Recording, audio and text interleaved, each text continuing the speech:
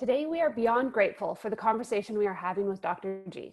We are diving into how resilience has played a role in our experiences as camp professionals and through the pandemic. This episode is filled with truth bombs and many metaphors for working through the hard moments and digging into how we can support each other and move through our fear and growth zones. Get ready for Dr. G on Beyond Camp.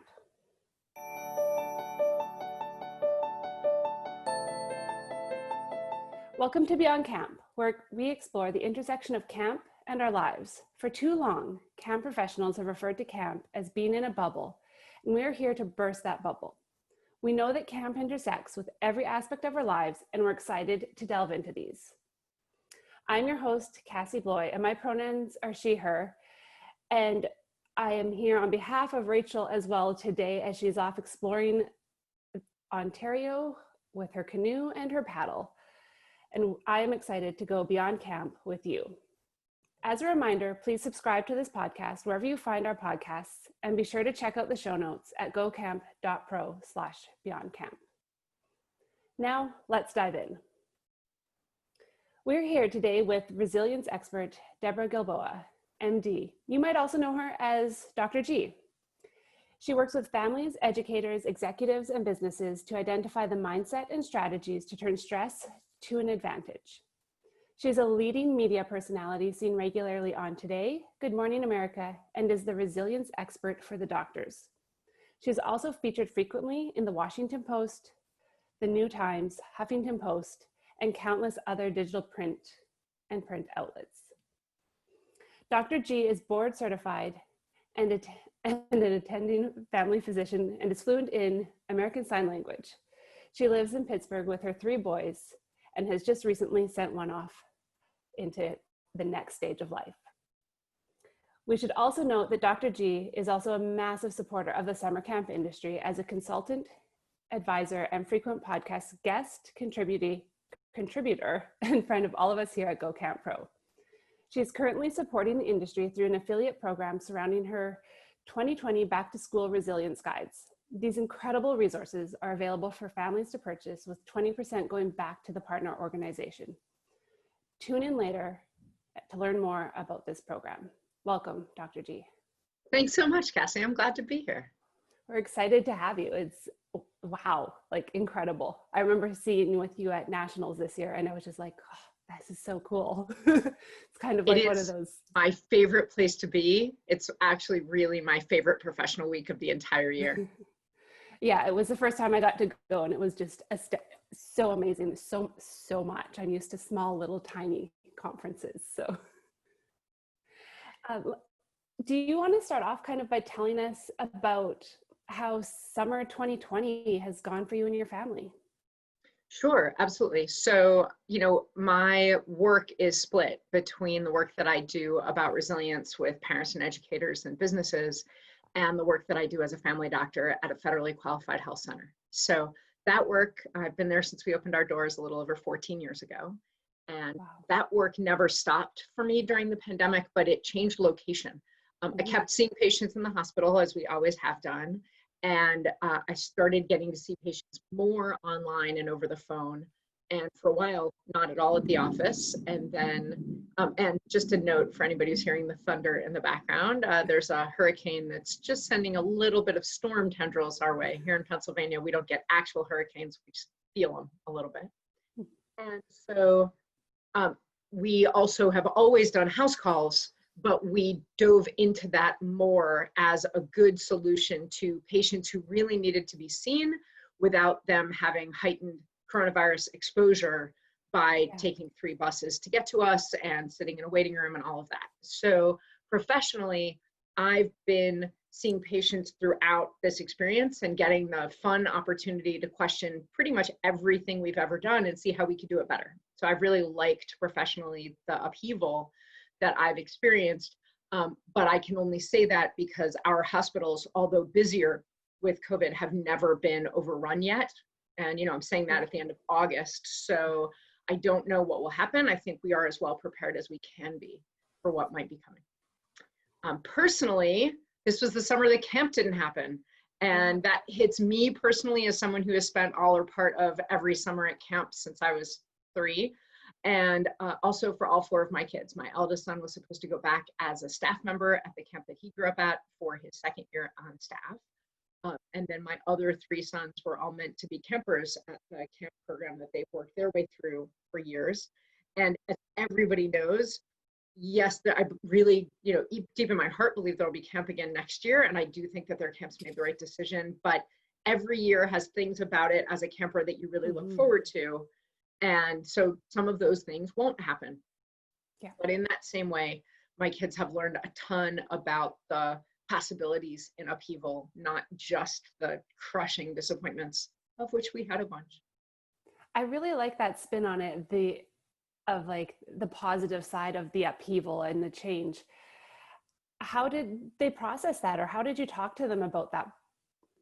So this is, they have the benefit and the tremendous disadvantage of being on the receiving end of me trying stuff out so that I can see if I think it's useful and then explain it to other people.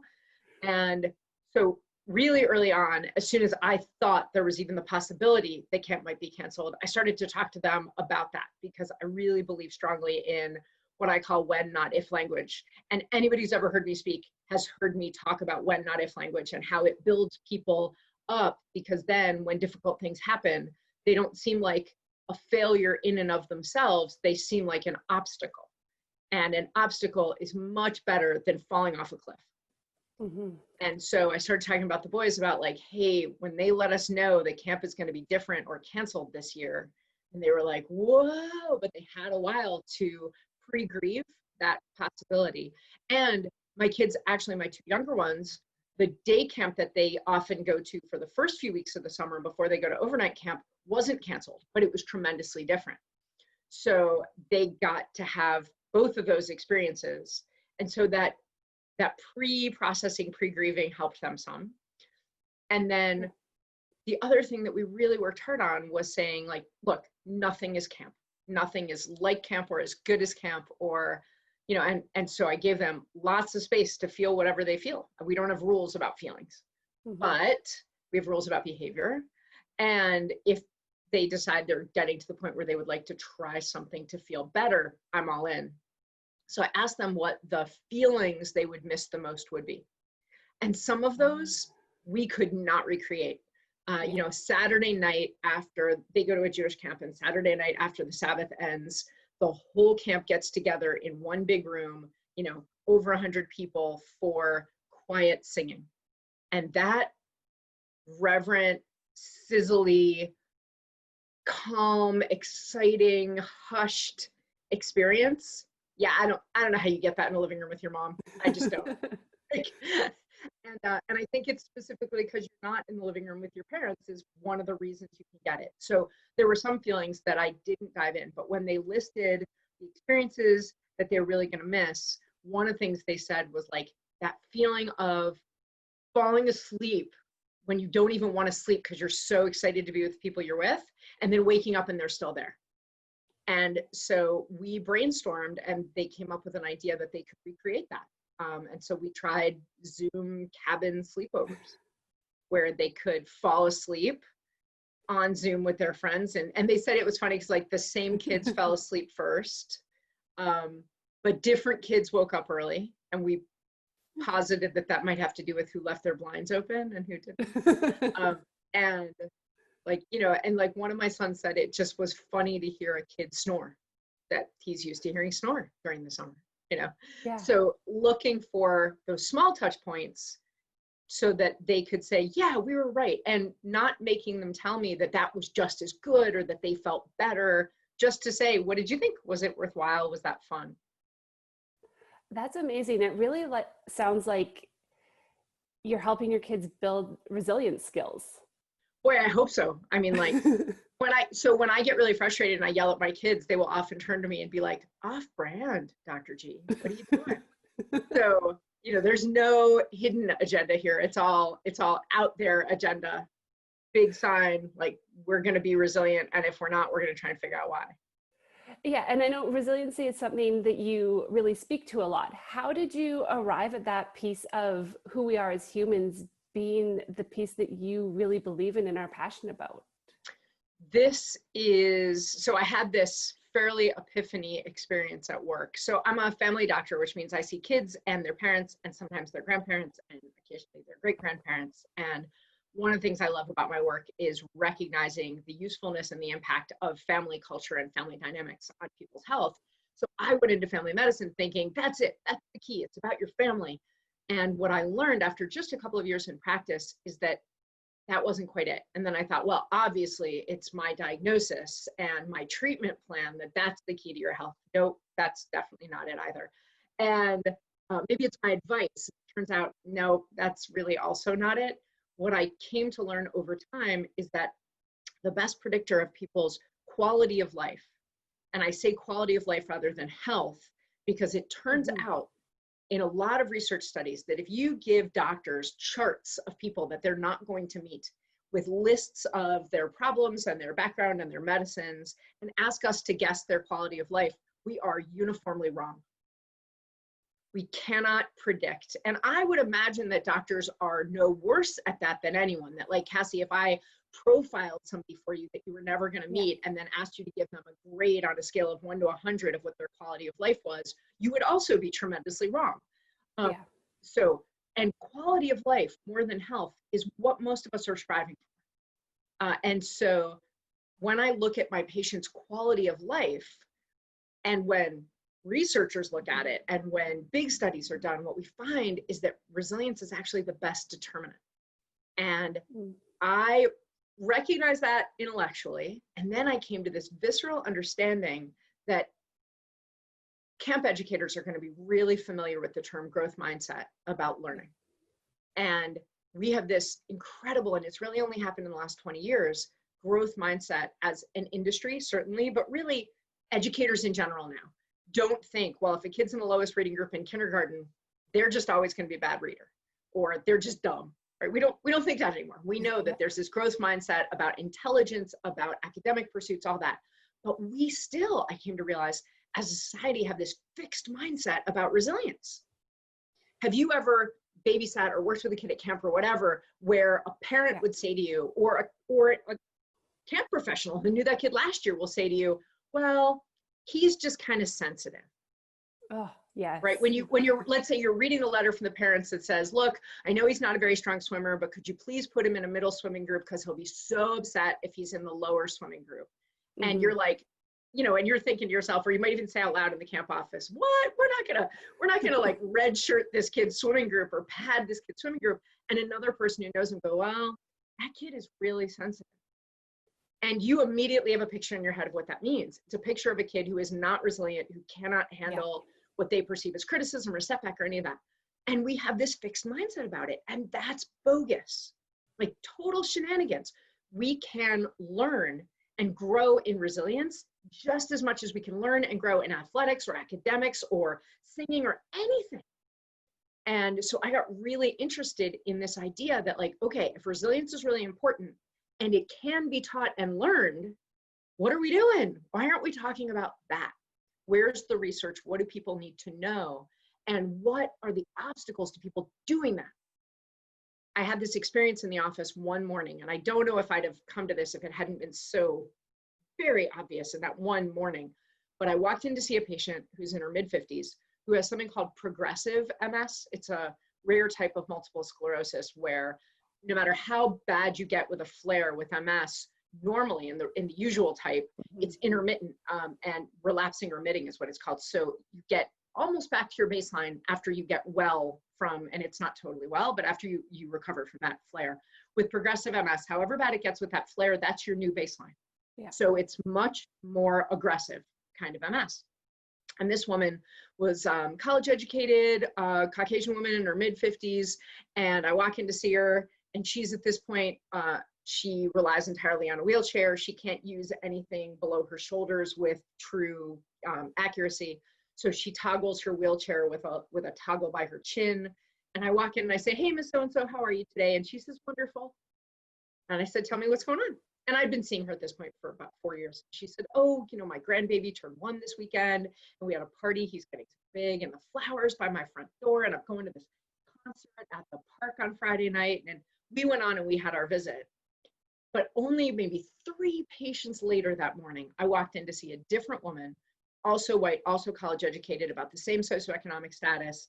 And in her chart, it just says she has some mild low back pain. And I walk in to see her and I say, hey, Miss So-and-so, how you doing today? And she says, terrible. I say, tell me what's going on.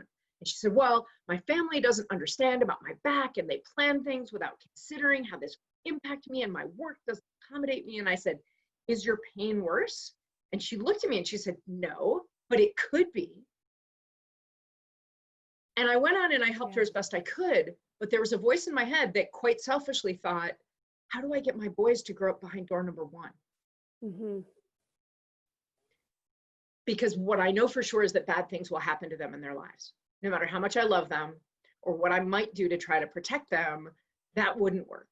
So how can they be ready when the hard things happen instead of just being hurt and upset and feeling rejected because people around them aren't immediately trying to fix and accommodate them? Yeah, that's actually kind of sparking some thoughts in my head. And I'm kind of seeing that door number 1 and door number 2 of people who have been more resilient over the last few months of the pandemic, and those who maybe are still discovering or building that resiliency. How do you think those people have fared over the course of the pandemic? I do know that I made it too simplistic, right? When I say door number 1 and door number 2, it's a spectrum like everything else, you know, and there are not only people at different places, but at different times in your life, you might find yourself more resilient or less resilient because of the other unseen stressors or other factors. You know, maybe it's close to the anniversary of the death of someone who's important to you, and that's a harder time for you to be resilient, or it's allergy season and that's a harder time for you to be resilient, right? Like, who knows? But I will also say that there are certain things that everybody can do to train up, to grow their resilience, not just the grit model of go through something hard and then you'll be more resilient, but how do I train up like an athlete? How do I prepare for the expected and the unexpected changes in my future? Because it's change is when we really need our resilience. And I'll tell you, to answer your question in my long-winded way, sorry, is that there are people who, whether it happened to be that they were already coming to the end of their reserves of resilience, however deep those reserves might be, were already coming to the end of them in March for other reasons, or this experience has really used up pretty much all their reserves. And that's something I'm seeing in almost everyone. In the work that I do as a resilience expert and the work that I do in the office and in the hospital with patients, I'm seeing that pretty much everybody is, do you know this expression from gasoline-powered cars, running on fumes? Yep. Like the gasoline is pretty much all used up and the car's still moving, but you're not totally sure how, and it could stop at any moment. And a lot more people are running on fumes now.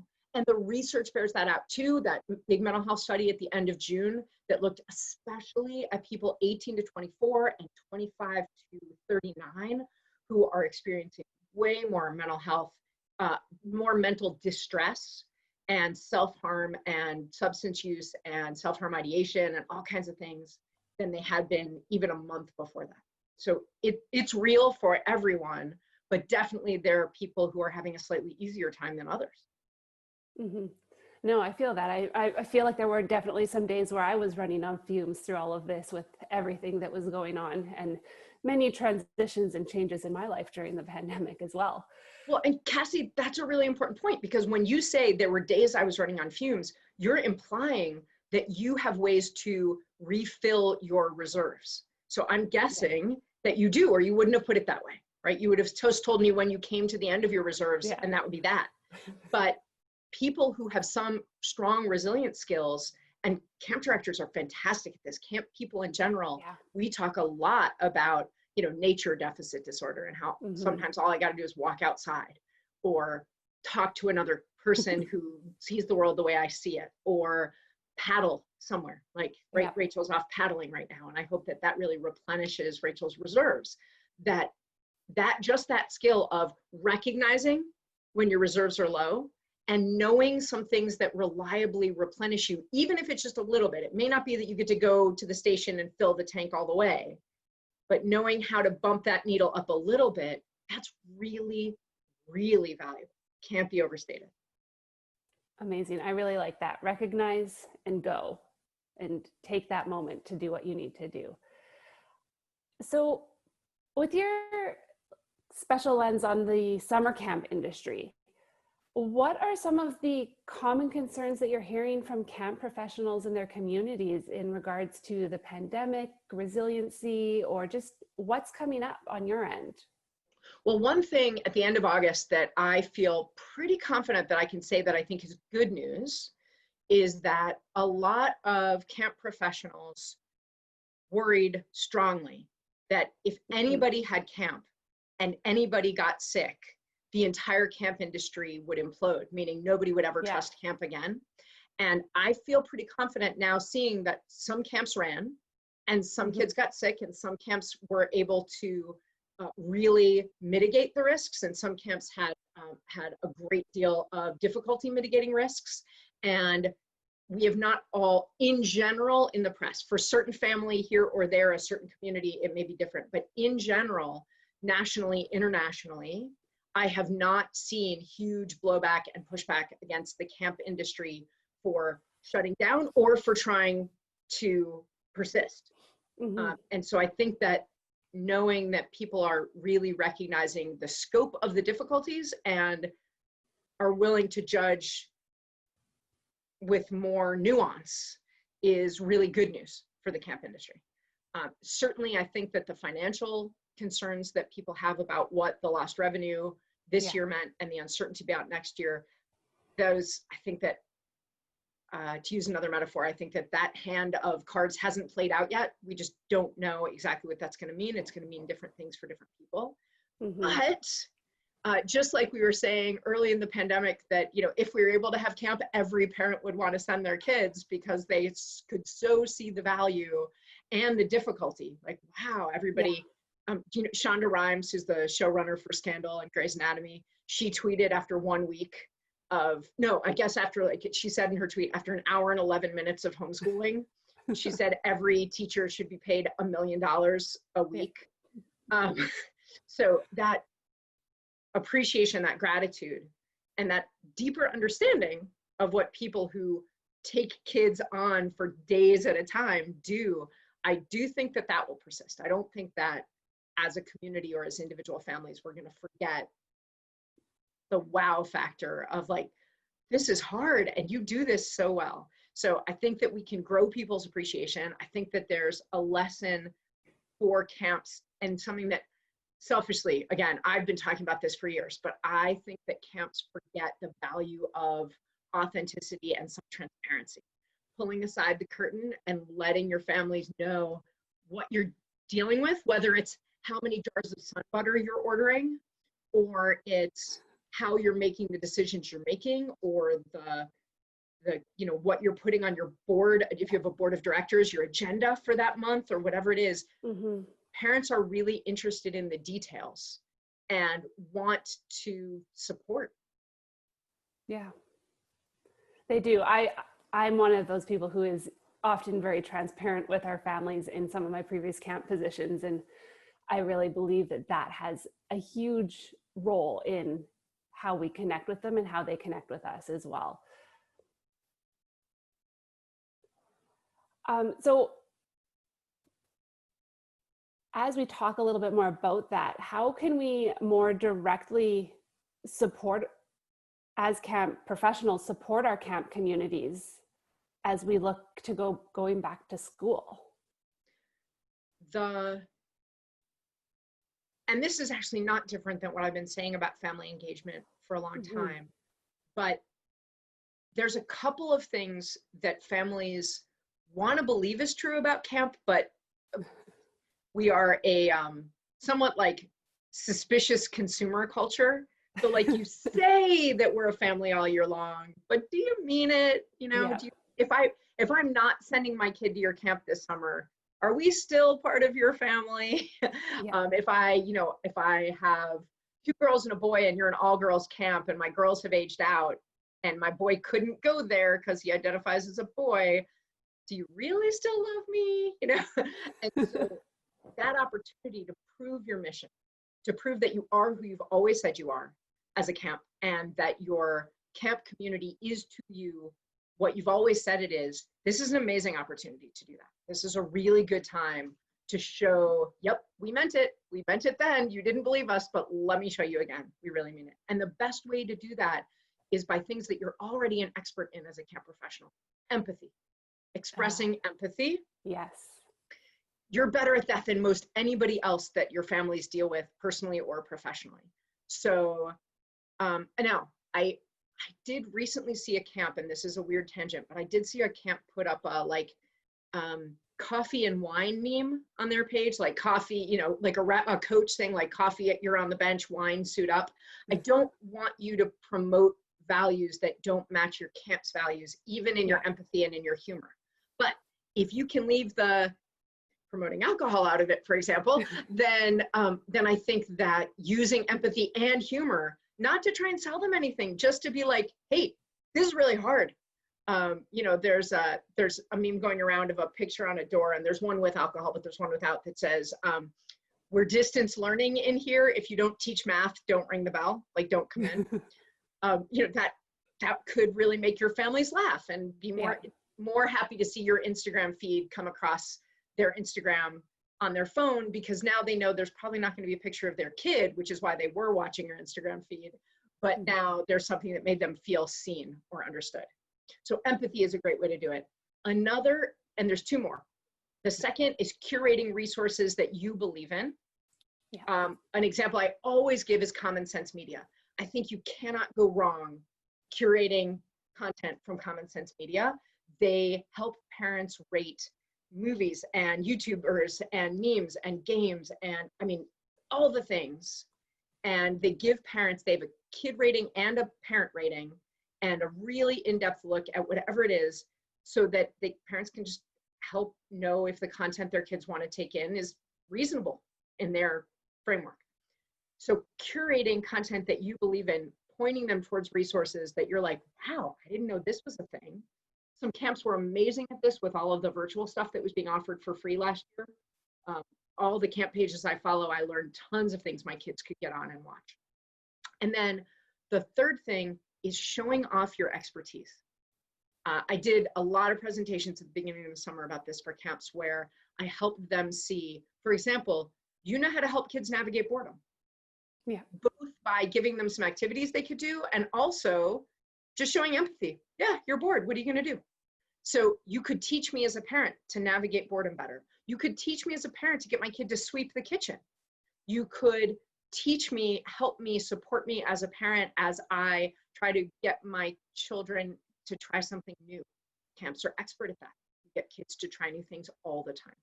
So, and you're great at building connection.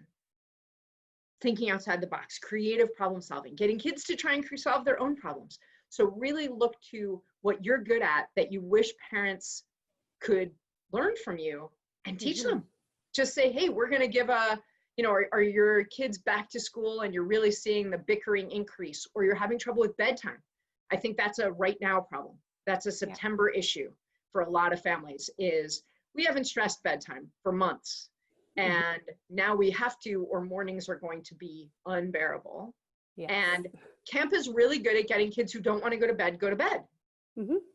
So as an industry, now I understand you might be a day camp, but you still know how to do this. So you could say, hey, we're going to have a bedtime strategies Facebook Live. Bring your kids, and anything you can make co-viewing that they can bring their kids. Their kids will want to come because it's camp. And then they can throw you under the bus. Well, you know, Cassie said, you heard Cassie say, okay. No, that's great. I really love those ideas. It kind of makes me wish I was still working at camp and had the chance to use it, but I'm definitely going to share those with some people.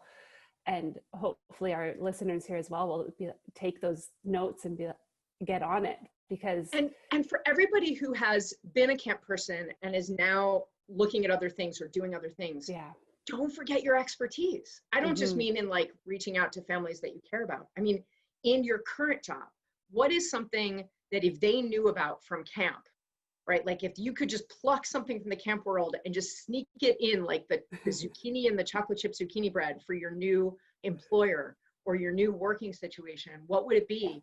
And then own that. You are an expert at that. It might shock you to know that not everybody's good at icebreakers. Mm-hmm. Or not everybody's good at fun. You are probably a fun expert compared to everybody you now work with. I had this experience where I went from being in theater, I went to undergrad for theater, and I worked in Actors Equity Association in theater for about 6 years before I decided to go to med school. And then I got to med school and I discovered that people in the medical field, not all of them obviously, but a lot of them are really bad at public speaking. Like they get up in front of a group and they're terrible. I mean, not just like not good. I mean, like remarkably bad at it. And I was shocked. And also they didn't like it or want to do it. And every time someone had to make a presentation to the whole class, I would get picked until the point where I was feeling a little self-conscious. Like, I'm sorry, you guys, does somebody else want to turn? And they looked at me, we'd rather have a root canal. So and it didn't matter if I wasn't even very good at it, I was still better than 95% of the people there. Mm-hmm. So you may not recognize what you excel at in this new place. You may not value or think they will value your fun or your problem solving or your meeting organization or your event planning or your logistics abilities, but they will. And I don't want you to think, well, that was something that was valued in the camp world, but it doesn't have a place here. It does. It really, really, really does. Amazing. Oh, so there's been so many great things that we've already talked about, but we're going to take a break for a quick ad read. And when we get back, I've got a bit of a controversial question for Dr. G. Awesome. Hey everybody, it's producer Matt here, and I don't usually get to speak to you on the Beyond Camp podcast because I'm just listening into the brilliance that Cassie and Rachel are putting out every week.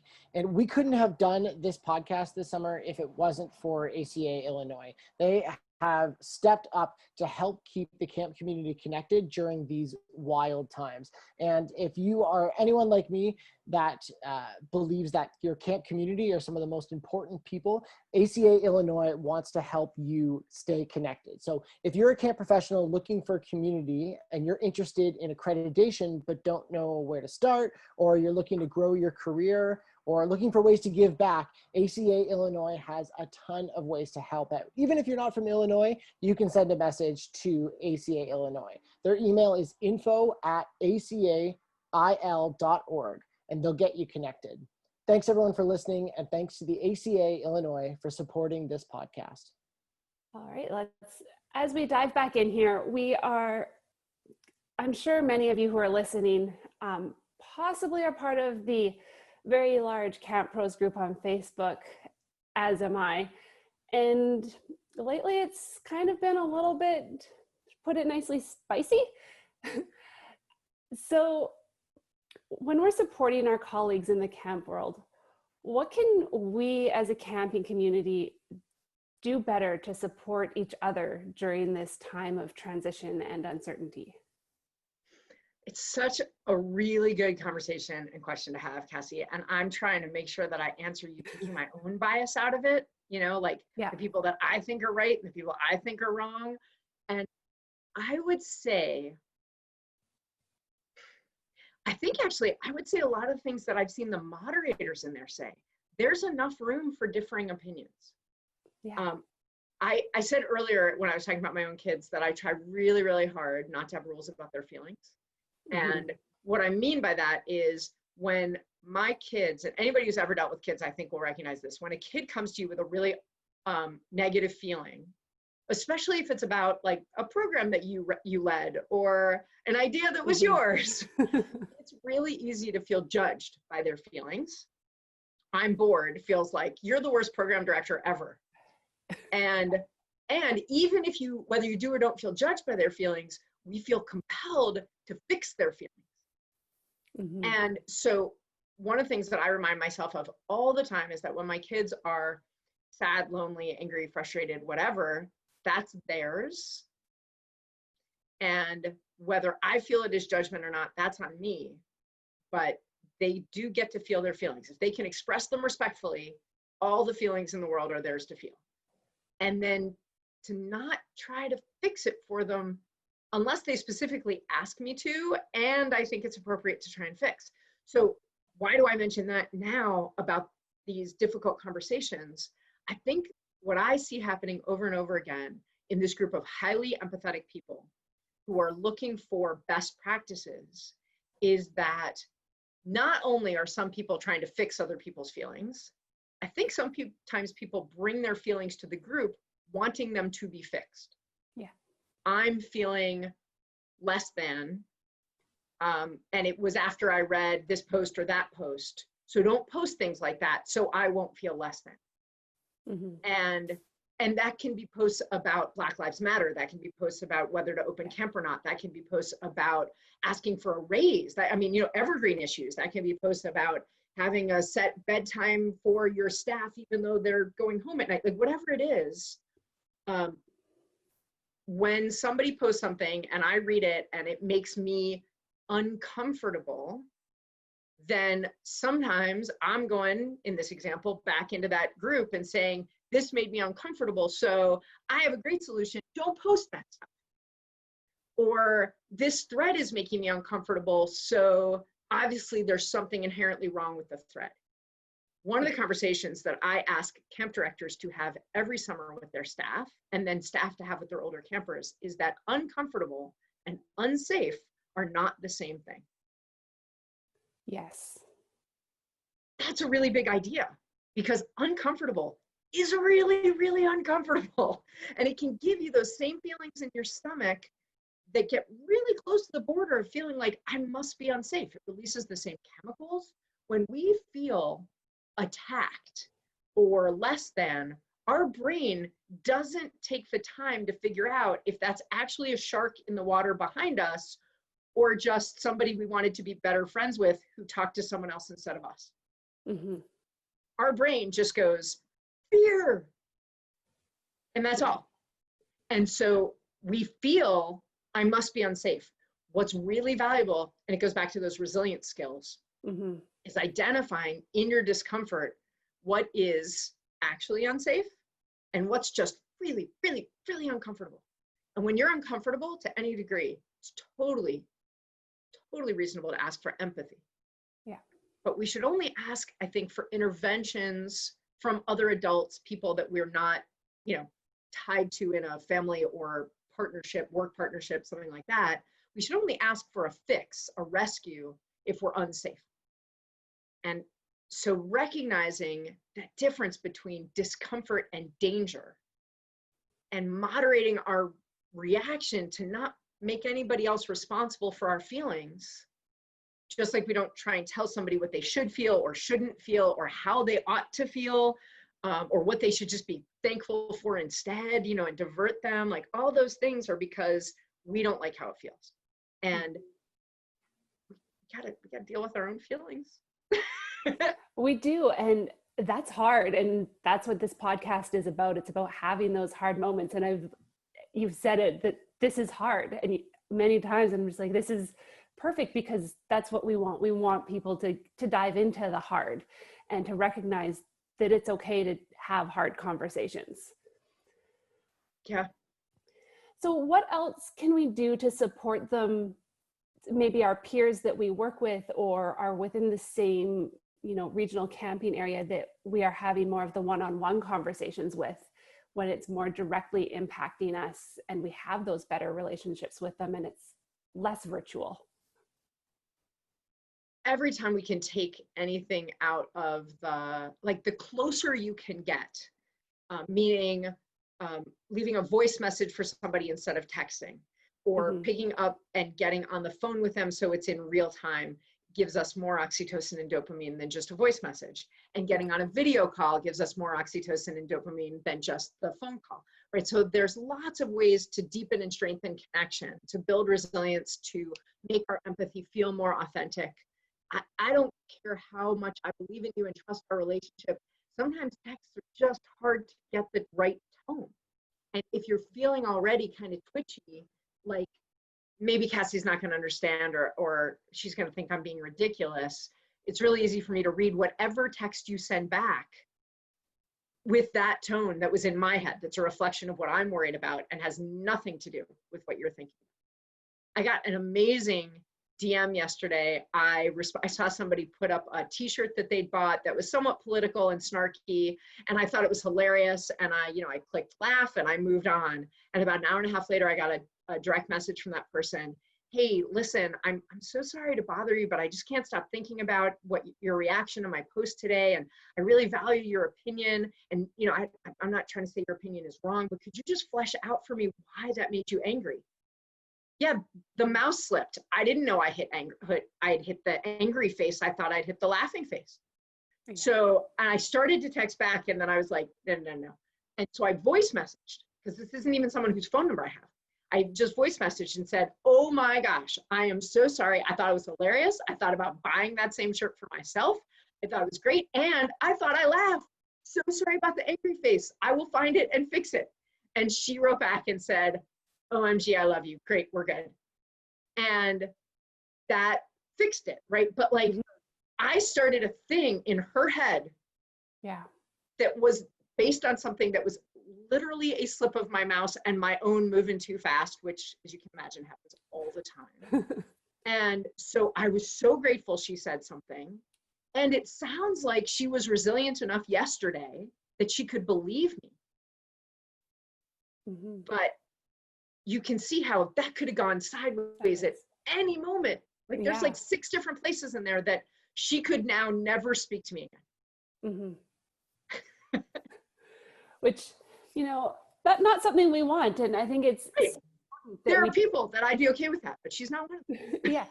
I also think it's so important that you take that moment of connection was had, that those 30 seconds of your time became something very valuable and a new connection point as well. And chances are we'll have a deeper friendship now because of it. Mm-hmm. We don't throw kids off the zip line on purpose so that they can see that they can recover from a broken bone and be even stronger. And, the bone is actually stronger once it heals from the break in that spot than it was before. So I'm just going to strengthen your bone. One of my sons, when he was 5, he broke his collarbone, and he can still feel where it healed. And so one of his brothers was like, well, should we break all your bones so that they'll be even, you'll be like a superhero? And no, we don't do that.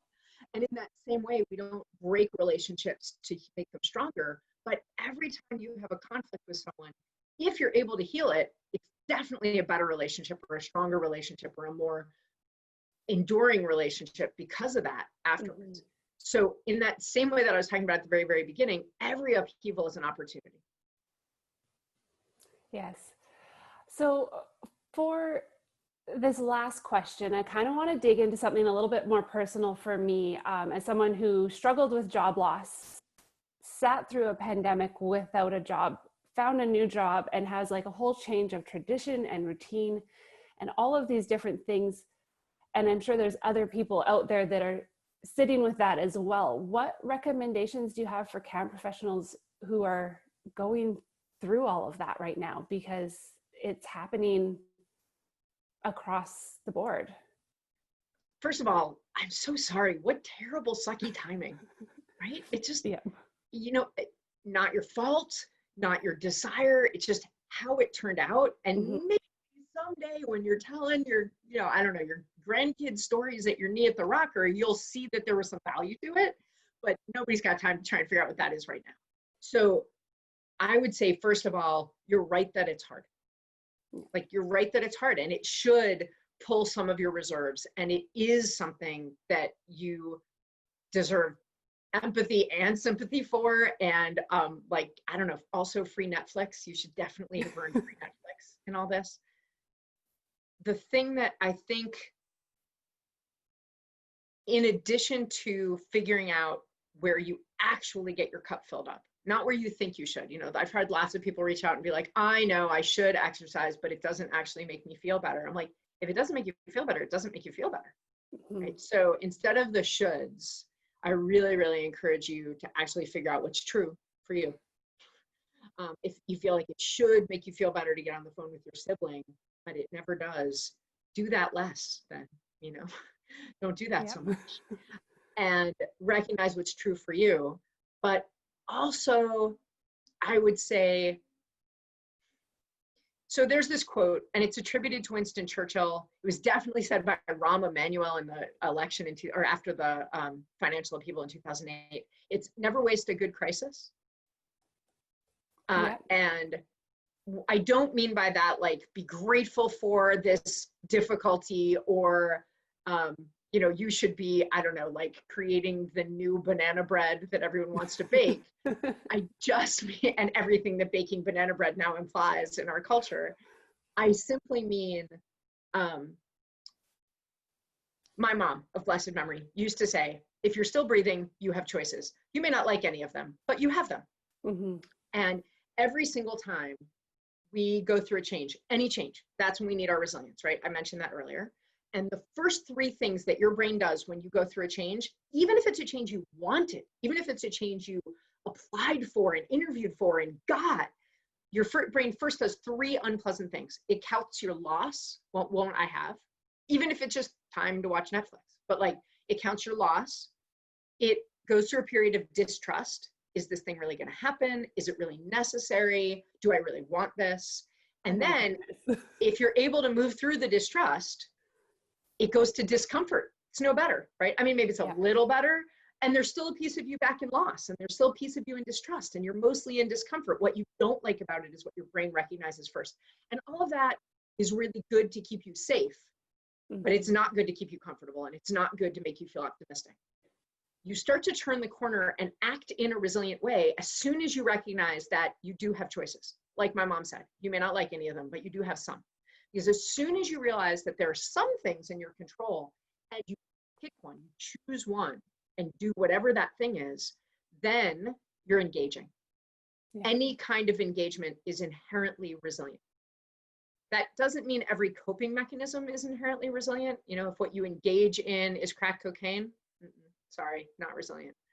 But anything that you engage in that's not dangerous or counter to your own ethics is inherently acting resiliently, and you will get back towards the last goal in that cycle that I've identified about change is reunification. And it's not reunification with a particular job or even with a particular group of people.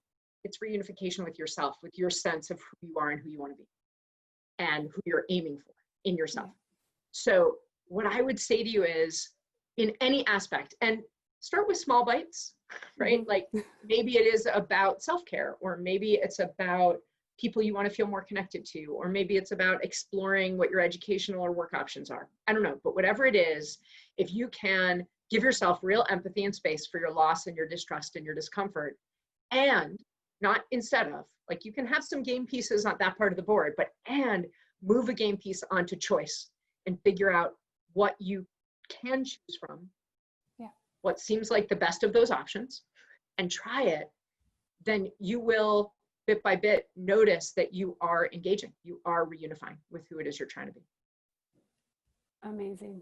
I love that so much. And it speaks to me so well. I can definitely say that I've sat in all of those spots recently. And we won't be done, even as we start to open up. That's a change. And we'll experience loss and distrust and discomfort about those things. But I talked about how you can train up. The more changes you go through intentionally, I don't mean like you plan the change. I mean, you handle the change thinking about, okay, this makes me uncomfortable, but that's a choice and I'm going to try that. Every time you go through that cycle on purpose, you get more resilient. And the next time you encounter a change, you're likely to feel less flattened by it. I actually made this circle of into a game board. I have it on my site, and you can print it out, and you can take little game pieces and big game pieces and write down on a Post-it what the change is that you're thinking about and where you are. Like, I've got a little piece in loss, but I can put a bigger piece over here in discomfort now, and I can put a little piece up there in engagement, and to think about all those pieces and parts of you and honor those, but also move them forward on the game board. I think we're going to go find that. I see Matt making some notes here in our show notes, so we'll make sure that that is linked for all of our listeners to be able to find and access really easily.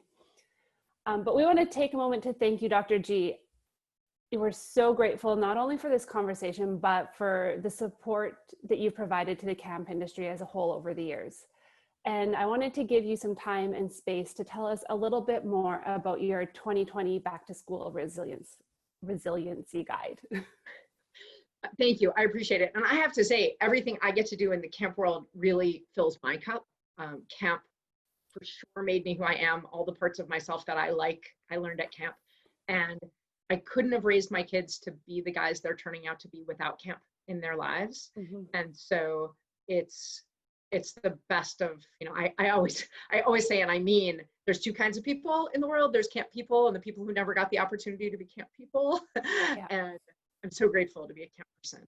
And because of that, and because of how amazing the opportunities have been for me to get to work with and know a lot of people in the camp world, some camp directors said to me, hey, do you have anything out there that we could give to our parents, because we don't know what to tell them about how to navigate all of their stress and difficulty about back to school this year. Mhm. And what I keep saying in interviews is the 2020-2021 school year is not ruined. It's not ruined. It's different. But as every camp person knows, different is hard, but not necessarily bad. So this group of resources that I created, I was just selling to parents, and then recognized that there was an opportunity for me to give back to the camp world. Anybody who wants to can, I'm happy to give you the links for your show notes, can get onto a page on my site and sign up. And all you do is sign up and get your own link to this resilience guide, which is 19 resources for parents. It drops like a season of Netflix. They can pick among it. There's resources in there about how to help your kids navigate their social life in the COVID world, how to keep kids safe emotionally and physically well if they're at school, emotionally and physically well if they're distance learning. There's resources about how to talk to kids about screen time now, when it's no longer just entertainment, it's like everything. Yeah. How to rewire your rules for screen time so it can stop being an argument.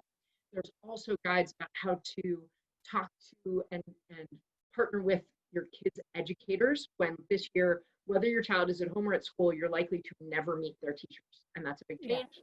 So all kinds of resources for kids who are athletes and artists and their activities and how can they feel their own sense of identity. In any case, what camps can do is sign up to have a link. And if you let your families know about these resources, anybody who buys one, your camp gets 20% of what I earn from that.